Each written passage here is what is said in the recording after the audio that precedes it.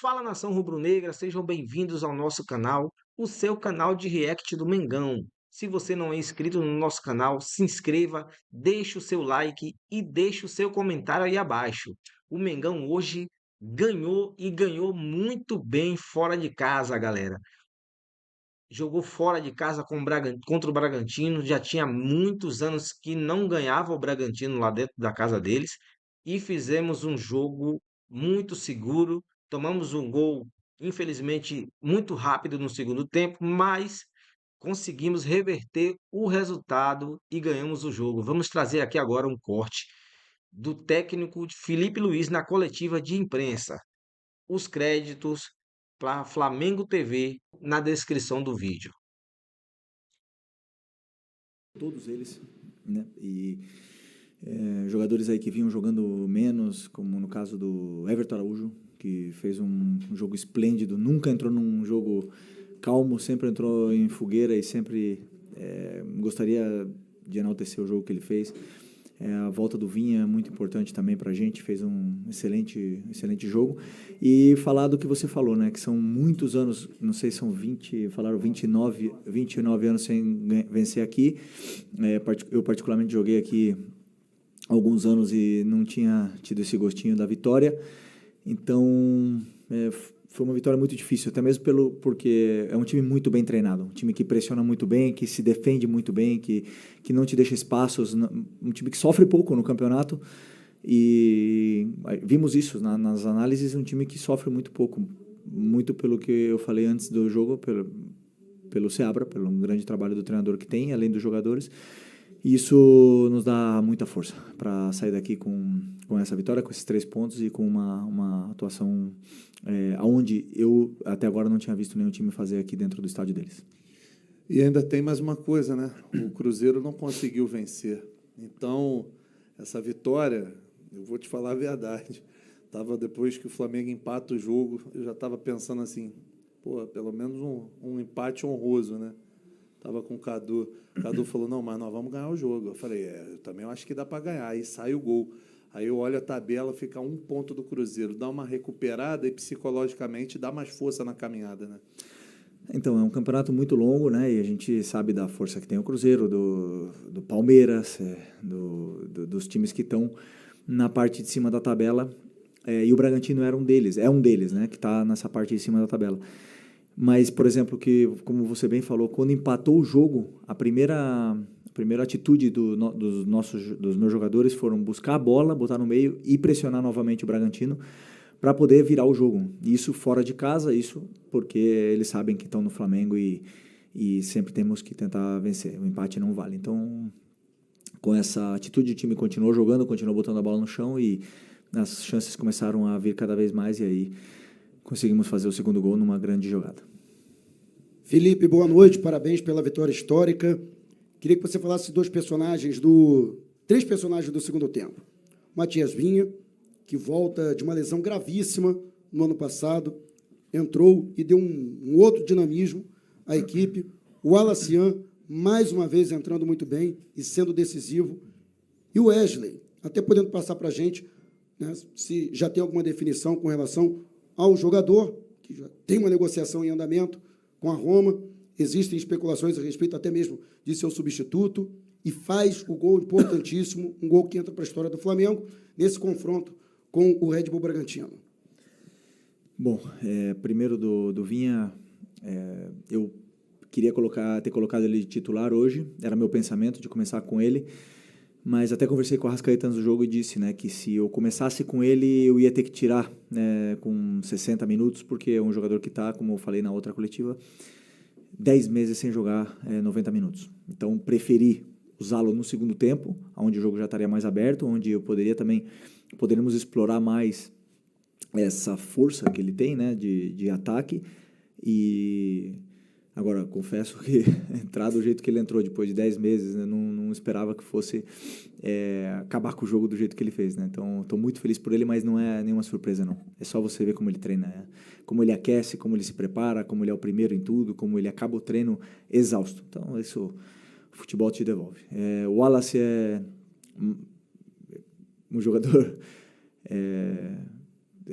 acho engraçado porque é um cara que entra em qualquer posição, compete o máximo e tá crescendo cada vez mais, está se sentindo mais confortável com a bola, entra nesses momentos adversos e ajuda a equipe tanto a defender como a atacar muito bem. E uma coisa que ele tem, né, gols e assistências. Então eu quis deixar no campo jogadores assim que mais tem números ali para poder virar o jogo, e ele ajudou muito. Por último, o Wesley. O Wesley eu não sei, eu acredito que eu até falei com o Boto agora, mas não falei sobre esse assunto, e não sei como está, só sei que é incrível um jogador da base, passar por tudo que ele passou aqui, por essa superação, essa volta por cima que ele deu, de ser um cara vaiado, um cara que a torcida não respeitava, a valer 20, 30 milhões de euros e poder, como eu falei no começo do ano, escolher onde jogar. Então, mérito dele, ele trabalha muito, ele buscou, ele acreditou, e se realmente for assim, ele for concretizado, só tenho agradecimento por tudo que ele fez pela gente, e que seja feliz sempre. Aqui, Felipe, tudo bem? Boa noite, Boa Sidão noite. Marinho da Litoral News. Flamengo, a partir de agora, entra numa sequência de jogos de Campeonato Brasileiro ao fim de semana, Copa no meio de semana, e a gente vê o elenco te dando cada vez mais opções, reforços da casa, e tem os reforços que estão chegando também para agregar o seu elenco. Queria te perguntar a importância de ter recuperação de jogadores como o Alan, o Everton Araújo, também o próprio Vinha que entrou, o Alacian, para essa sequência. E como você vai utilizar o seu elenco num todo nessa sequência de jogos de Copa do Brasil, Brasileiro, Copa Libertadores, que daqui até o fim da temporada deve ser assim. Obrigado. Bom, eu, como falei no outro dia, eu confio muito nos jogadores, no elenco que eu tenho, eu confio muito na qualidade que eles têm, e sempre disse, né, que não é nenhum peso para mim falar que para mim são os melhores. Eu sei que eu coloco uma responsabilidade em cima de mim, mas eu não tenho problema em falar isso, porque é o que eu sinto. Eu vejo eles todos os dias, como eles treinam, como eles se comportam como grupo, e eu não tenho dúvida disso, né? E por mais que, sim, são muitos desfalques, a gente vem com um elenco curto, mas são jogadores muito competitivos, e a gente pode suprir bastante essas baixas, aí, essas faltas de jogadores como o Eric, como o próprio Nico, como o Alan, jogadores importantíssimos, né?